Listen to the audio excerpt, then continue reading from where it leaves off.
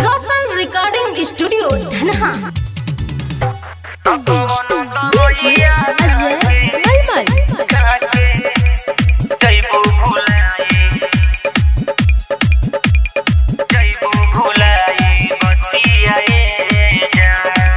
कहीं गइलू तू भुलाई होई दोसरा से सागाई जइबू मोटाई जान।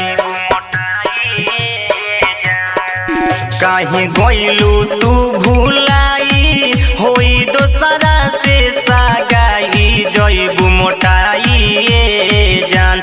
ये जान जइबू तू मोटाई जान। तो कौन दवाइया खाके जइबू भुलाई बतिया जान।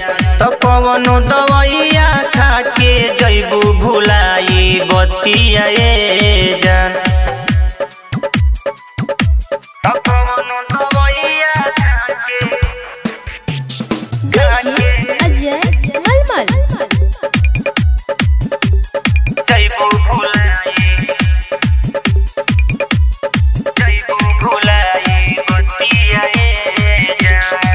संगही में रहत रहलू फोटो हो लेके कोरावा में सुतत रहलू चुमा तू दे के। संगही में रहत रहलू फोटो हो लेके कोरावा में सुतत रहलू चुमा तू दे के। खोजब तो दिखबू नहीं जइबू रोआई जान। ये जान जइबू तू रोआई जान। तो कौन दवाइया खाके जइबू भुलाई बतिया जान।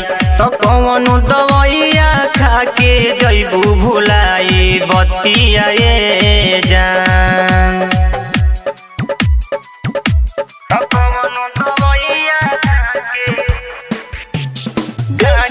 अजय मलमल जइबू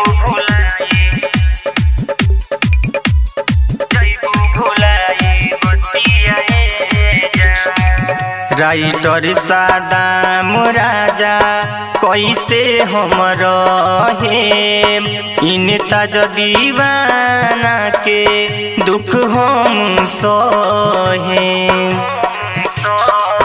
राइटर सादाम राजा कैसे हम रहे इन ताज दीवाना के दुख हम सहे।